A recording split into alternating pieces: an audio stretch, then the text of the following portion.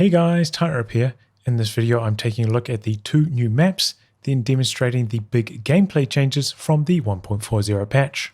Having a look at the sector layout of the new 1v1 map Villa Fiore. In terms of total resources, it is tied with Pacino Stalemate as the lowest resource map in the 1v1 pool. There are two quite prominent cutoffs outside of both bases. Based off one day of playing on this map, I did find these quite easy to harass, which may mean you could get starved out on fuel since you will only have this low fuel point connected to your base.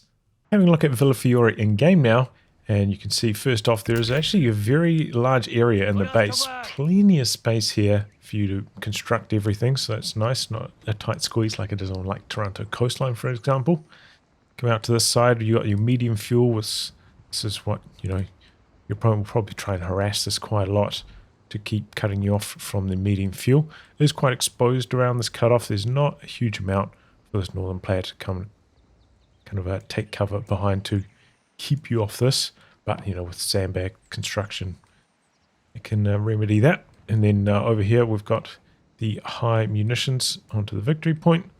Got a few buildings around here, bit of an elevation change here, some steps coming across. Bit of a roadblock out here. A bit of a vineyard now. Medium uni. And this is, your safe resources. Medium uni, low fuel in the corner. And then here's the defining element on this map. We've got a big hill area coming out into the center. Quite a few reasonably strong, like full strength, high health buildings. Quite a few windows in a lot of directions as well. So it can be quite tough to assault the hill, between the elevation bonus. So you're going to need, indirect fire, maybe smokes, breach, stuff like that to help contend and contest the center. Coming out to the other side. Mirrored sector layout. Haven't seen much play on this side of the map. It was my initial experience. These buildings over here didn't really see any action. And a bit of an orchard out in this corner. So yeah, it's fun. In terms of site blockers as well, you've got these edges and stuff which can lead to some interesting dynamics early on as well, you can see. Here is the sector layout of the new 2v2 map named Day 101. It has the highest total resources of any map in the 2v2 pool currently. The cutoffs on the left hand side will see some action, but there aren't a huge amount of resources over there that are being cut off, and there is a medium fuel in the middle of the map. I imagine this will be hotly contested. Here is the 2v2 map Day 101, and first off I'll say the bases are reasonably far apart. You can see if I put a mid temp between halfway, it doesn't quite default cover both retreat areas, so you're going to have to micro units after they retreat into this if you want to split healing. So that's one thing to note. It's pretty common for allied players teams to do this, to split a mid tent on a lot of the 2v2 maps, so you're not quite as viable as it is on some of the other maps because of that increased spacing. So coming out onto the right side, here is the urban area of the map. Quite a lot of buildings all throughout this area. Apart from that, earlier on it is a bit more open, a few high fences. One thing that I did notice was on this building here, see initially this is the sightline angle. If you right click drag, make sure you got somebody in this window up here. Kind of opens up way more sight. So yeah, if you're putting a unit inside this building, try a right click drag. Make sure you are in this window and it'll give you a lot more vision. Little trick for you there. So yeah, a lot of buildings over here. Do have a blind spot on this building from this angle, so you can approach it with a flamethrower, so you can get up here without too much trouble with the right tools. So a lot of these buildings are not too oppressive because of these kind of blind spots where there are no windows on particular angles. I hadn't seen this building before ever, so I thought I'd do a wee inspection on exactly like what windows are functional and what ones are not. Enemy movement near victory point. So you got these windows up the top here, but they don't seem to be functional. You can see somebody in this window, but he's facing this direction. But yeah, you do have a bit of roof action. One guy in this one. And these lower story windows as well. This one, it looks like there's a guy in there, and he should be firing out this direction, but is not functional, so maybe that's broken. Because he does appear to be facing this direction, not out here. Try move this guy around, see what the story is. Okay, so yeah, he's firing out this direction. That's strange. I'm pretty sure there was somebody firing out of this window here, so maybe this window's broken or something? I'm not sure.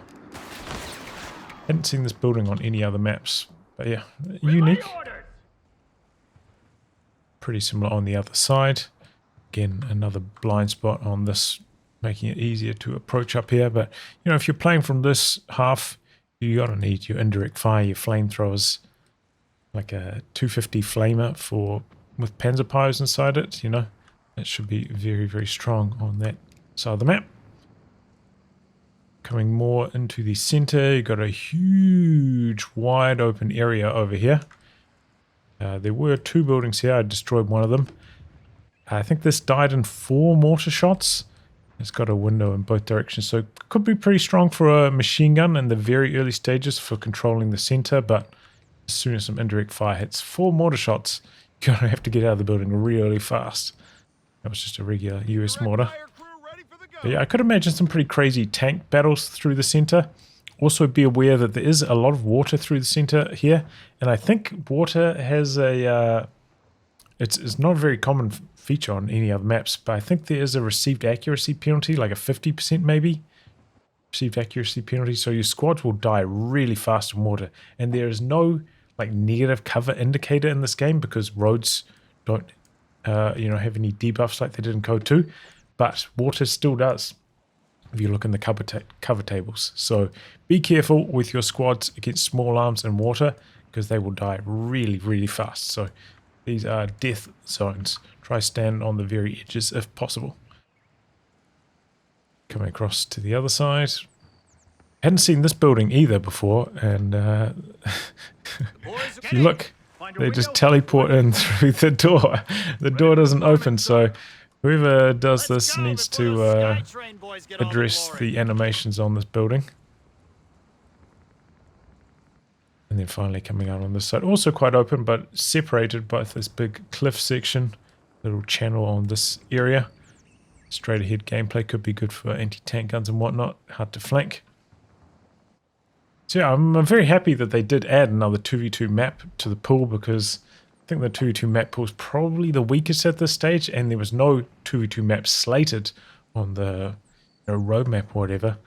So I'm very happy that they got a 2v2 map in because, yeah, the 2v2 Grenades need some help as well. They have adjusted how airstrikes appear on the minimap. I think the worst offender for this previously was the US Forces carpet bombing, where it was actually going to land versus where it was on the minimap. Very off target. So I've set up these guys in roughly a bit of a grid. So you can see kind of targeting both ends of the reticle for targeting. Let's see how it lines up on the minimap. So it seems still like maybe these units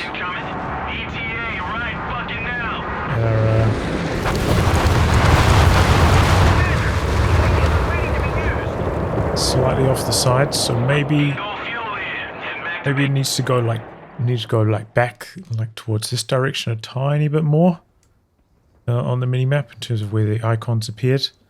But it's a lot better. I mean, you know, it's like 85-90% there. It just needs a slight tweak off to the side, but yeah, much improved in terms of how it appears on the minimap. They have changed how construction works. Now the whole squad doesn't have to be right next to the thing that's in construction for it to start progress.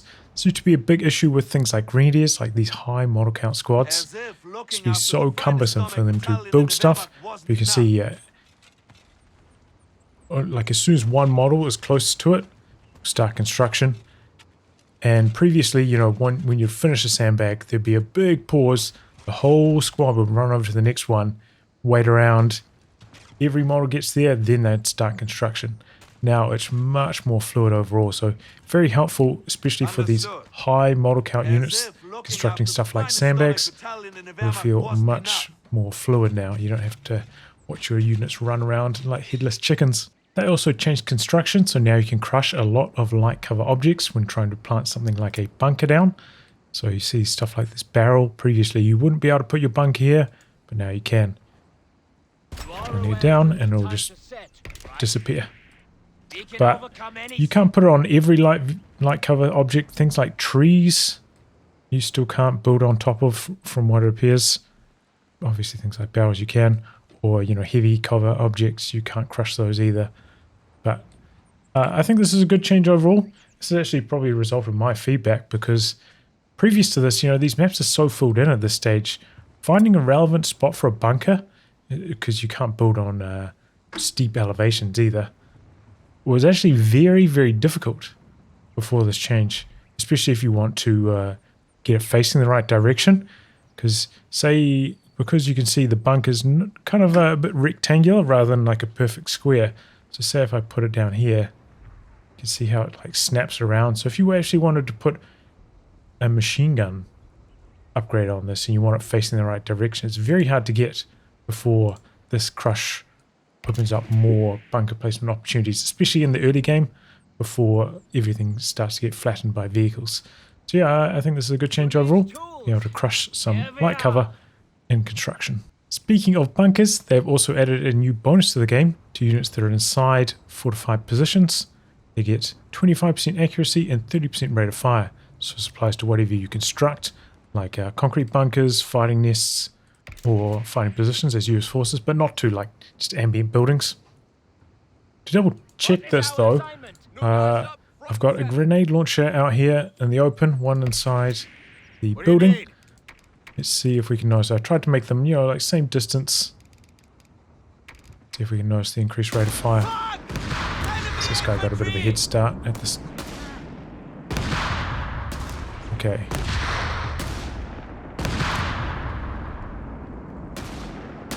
Yeah, I mean, you can definitely notice it like straight away. It seemed like even like a reduced aim time right at the start.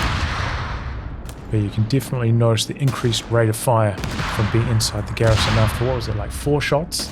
5 shots, it's already landed 1 extra compared to the outside. So the last thing related to construction, say I'm building some sandbags or whatever. Put them down here, I've got speed ups on, so it's instantaneous, or putting down some wire. And then, you know, I lose sight of this area. Now they continue to be visible in the fog. Used to be in the old patch, yeah, once you'd run out of here, you couldn't see them. Like, if you hovered over here, you could see the heavy cover, but you couldn't actually see the sandbag itself. So, you know, this is just kind of catching things up to where it should be, but now these player-constructed defenses are visible in the fog after you lose vision in that area. They have also made some adjustments to their enhanced selection. So previously, it would be a big issue when your engineers were like repairing a vehicle.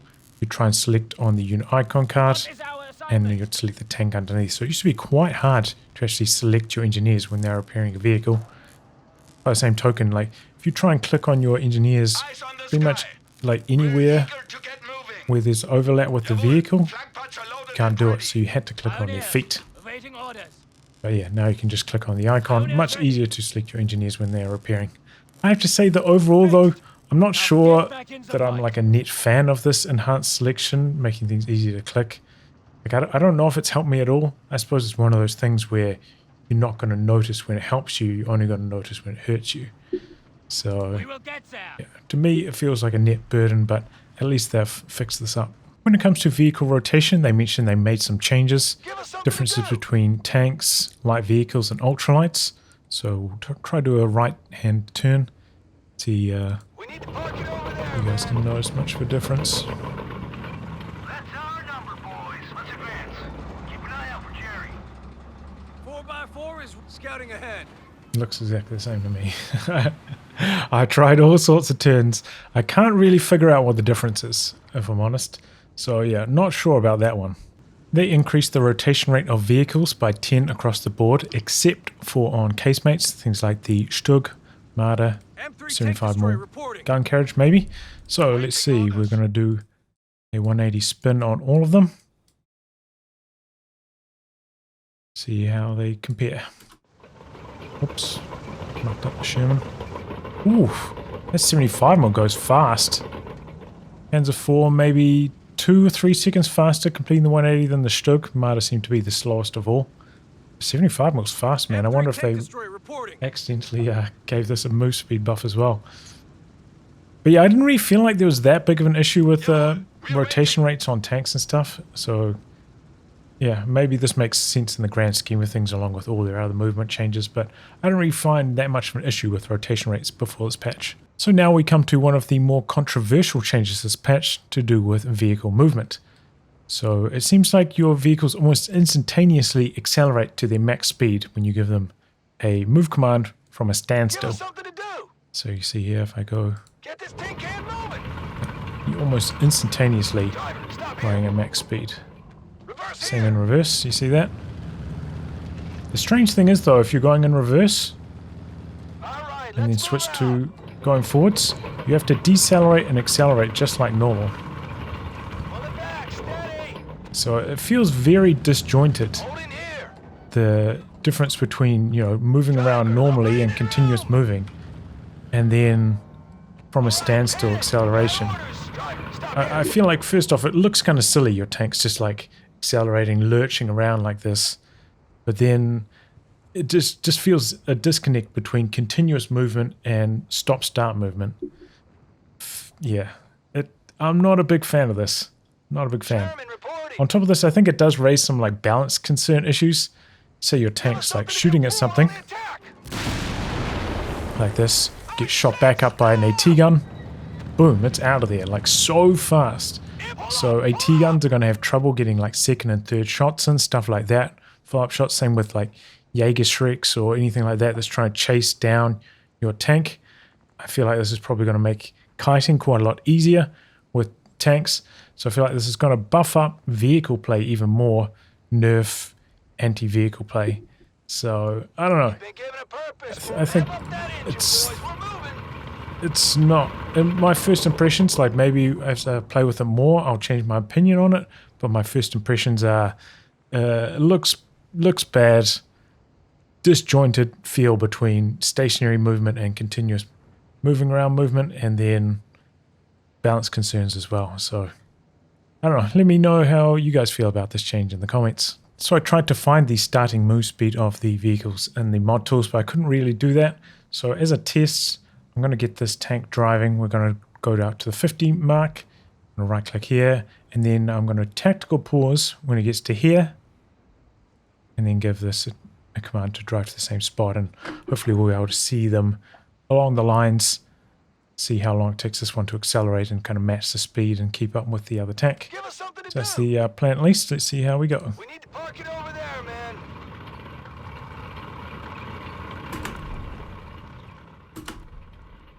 Alright. Pretty close. This one has a slight lead.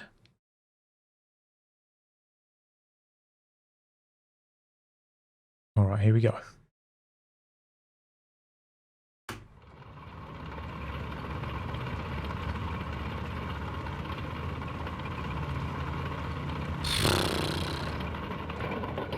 That's almost nothing. That's like less than a 5 range advantage you get from going at full speed as opposed to starting from a stationary, like maybe 3 range difference. So yeah, it's almost, seems to be almost instantaneous acceleration up to max speed. They have made a load of changes around the weapon upgrade systems. Basically before, if you picked up some slot weapons, you know, say if when your squad's dropped a weapon, you picked it up. Like in this case, we've got 2 bazookas now on the engineers. It used to be you could upgrade the flamethrower still, but then they just drop it on the ground. So that was not ideal. Sometimes you forget that you've double equipped or something, go for the upgrade, then you drop it, and your enemy takes it. So yeah. Also on top of that, things say you've already picked up 1 slot weapon, but you know your upgrade potentially would take 2. Now you can buy that upgrade for half price, and you only get 1. So I've made a bunch of changes like that around upgrades and stuff. to make the system function better overall and lead to less mistakes. Now, there used to be a strange issue in this game when infantry was inside smoke. They couldn't throw grenades, but now that has been fixed. You can finally throw grenades from inside smoke. Makes grenades, you know, overall better, I'd say. Very strange that you couldn't do this before. A couple of months ago, I released a guide covering everything you need to know about grenades. And included in that were a bunch of suggested fixes. Basically, to this point, I felt like a lot of the grenades in COH3 were too weak. So I am glad to see they have addressed this area of the game.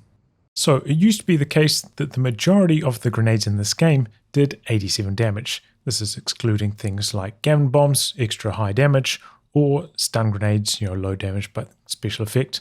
But yeah, most bread and butter style grenades did 87, but now that has been increased up to 120.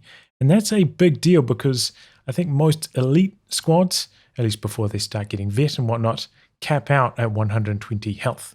So it should mean that standard grenades can now kill elite squads, at least in the early game. Now, clearly with the new Italian Combined Arms battle group that just came out, they were worried about them doing too much damage to buildings like bunkers, so they nerfed their damage against bunkers, which is a little bit strange because I think grenades only have 25 penetration and bunkers have 35 health, so you're not even guaranteed to damage them when you throw a grenade on top of them, but alright. That's how it is. This is not reduced damage to units inside garrisons or anything. This is damage to structures themselves, things like bunkers or maybe caches. Having a look at the changes to the Gammon and Bundle Grenade. At the top here you can see the old values of 180 damage, now down to 160. I don't think this really changes much when it comes to infantry killing power. I think even like full vet, maxed upgrade US Forces infantry still doesn't have 160 health, so will still die if they're in the center of the blast zone to this. But for the Gammon specifically, you know, between range 1 down to range 2-ish, you probably will notice like a slight difference here. You can see the difference between the green and the blue line. But then once you get out to about 3.5 range, that's when the new Gammon actually takes over the old Gammon out to max range. Now it does, I think, 11 damage more in max range than it used to on the very outer edge of the blast zone. The bundle seemed to come off even slightly less nerfed than previously.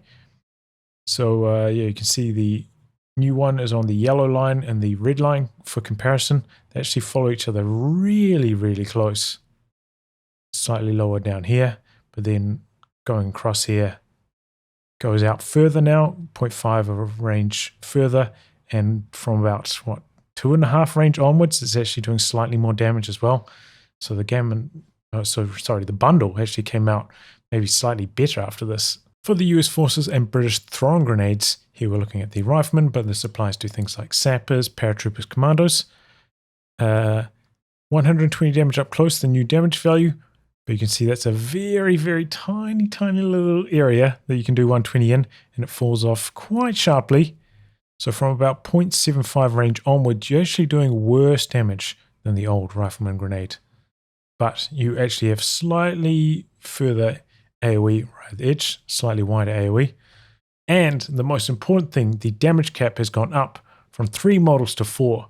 So I think overall they should probably be doing more damage now in most situations. But yeah, you could potentially lose a bit of damage in the mid-range. Now we're looking at the Axis Stick Grenade. I believe post-patch this is used by Grenadiers, Afrika Korps Panzergrenadiers, and Fallschirmjäger. So the new grenade is in blue compared to the old Grenadier grenade. You can see it indeed does do more damage in a very small area up close. But then look at the difference mid to long range. This is a huge gully in damage. Crazy difference here. Way, way worse. Now, the Grenadier grenade actually costs 5 munitions more than the rifleman grenade. And that maybe justified its slightly better performance than the rifleman grenade pre-patch. But now it costs 5 more and it is way worse than the rifleman grenade. So maybe they need to address that. Maybe they could buff this grenade up a little bit. But yeah, this is not looking so good for the Axis on their standard grenades here. Compared to the old DAC Panzergrenadier grenade, though, it used to have a strange AoE profile. Really high damage up to a decent area, then a sharp drop off. So, I mean, the damage is actually pretty similar to the old DAC grenade after these changes. But yeah, this is not looking so good.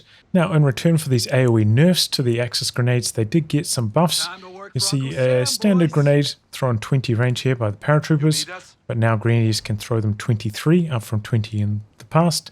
And Fallschirmjäger can throw them 25, so that's a really long range grenade, really. And I think probably, you know, it's kind of good for Fallschirmjäger not to have that strong of a grenade, since they can ambush. Throwing grenades from ambush is quite cheesy. One other thing they did this patch is they reduced the wind-up time of throwing grenades, so now throwing grenades should come out about 0.2 of a second faster. Having a look at rifle nades now, got the new one in blue, the old section rifle nade in red, so you can see up close, a little bit more damage, then loses out slightly through this area, but then way better AoE throughout the rest of the damage range. Also worth noting, I'm using the new values from the mod tools, rather than from the patch notes. I think they've maybe made a mistake in the patch notes, because if I use the patch note values, they're actually better than like all the other throwing grenades apart from bundles and gammons. So I don't think that's the intention with the long range rifle nades, for them to also have the best AoE. So I went from the mod tools values, which gave me these numbers. So yeah, the damage caps have gone down though. Used to be 6, I think, now down to 4. But I think the trade-off is probably worthwhile with the much better AoE values. I would expect the rifle nades to be stronger overall after this change. And finally, we have the grenade that the Bersaglieri use.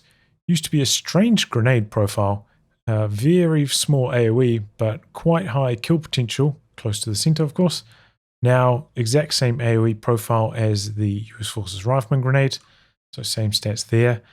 Does cost 5 munitions more than the Rifleman Grenade, but it also has, I think, a 0.3 second faster fuse time.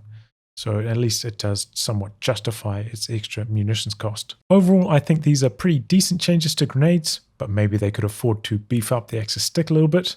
However, looking through the mod tools, I did notice that most of the Axis grenades actually don't have the penalty to buildings. Only the Bersaglieri Grenade did, so they need to add that on, something they must have overlooked. On top of that, grenade assaults are not mentioned at all here. I think the one that Gurkhas have is perfectly fine, but maybe some of those other grenade assaults could also have their model cap lifted up to 4. Light mortars have received quite a few changes. First off, the AoE has been altered. Now close to the center of the blast zone, they'll be doing less damage, but close to the edge of the blast zone, they'll be doing more. Auto fire, increased rate of fire while auto firing, previously very, very slow, now kind of reasonable. Auto fire range increased up to 90 from 75, same as their barrage range, which is also going to be 90. Their barrage recharge time has come down from 30 seconds to 20. I think at launch they had 15, so it's still a nerf compared to launch, but yeah, pretty big buff to their barrage. And on top of that, their damage caps have been increased from 3 models to 4. So yeah, that's a lot of changes. So let's see how we get on. So yeah, you see the barrage and then attack round. Exact same range, 90 range. So we'll see how a barrage goes against a machine gun now and against a bunker. These aren't too popular targets. Close to max range, but with the fog off.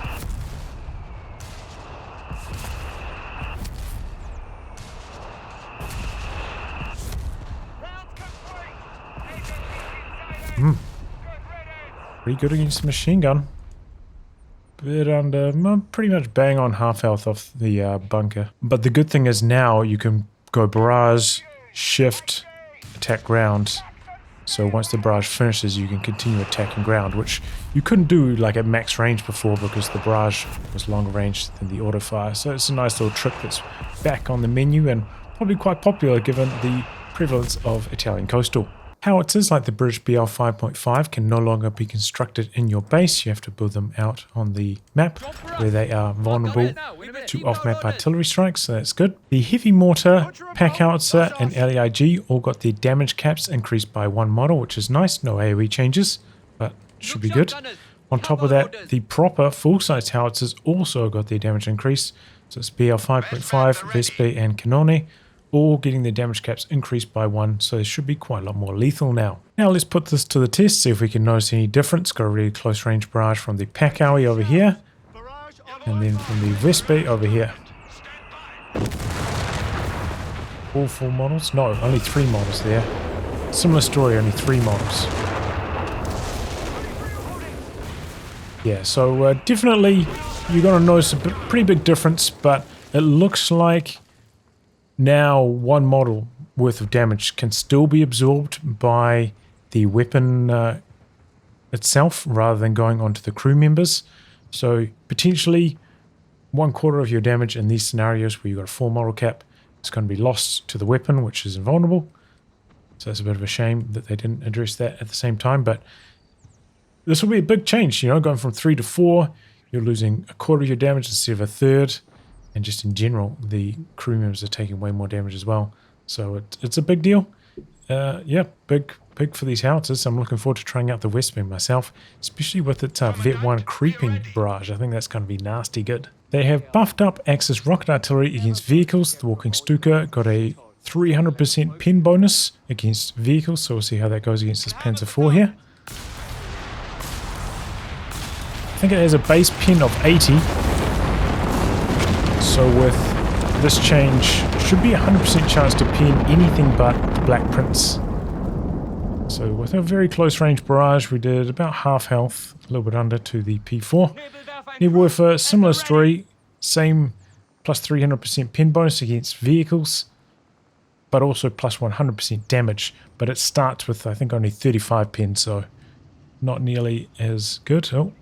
Rocket battery firing incendiary on that location. Move this back a little bit. There we go.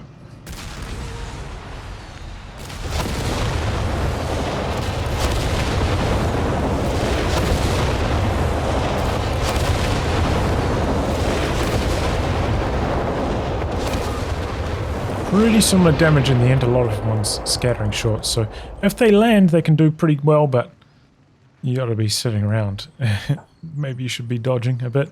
But I don't know, like, for me, rocket artillery has always been like an infantry and team weapon counter more than a vehicle counter, so I'm not really sure if I like this direction they're trying to move rocket artillery into.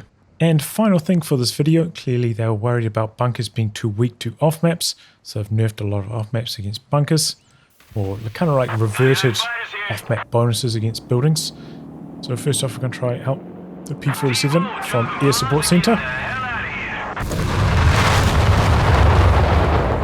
Took 328 health after that, compared to 720, is it? Half health from a dive bomb, so you're going to need like a fully upgraded dive bomb to kill a bunker. Here comes the carpet bombing.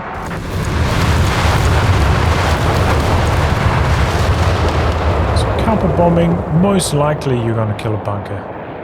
Like one row of bombs, not quite enough, but if you get caught with the right scatter, you can still knock out a bunch of bunkers with the carpet bombs. These videos are a lot of work, so if you enjoyed it, I hope you consider coming on board as a Patreon backer.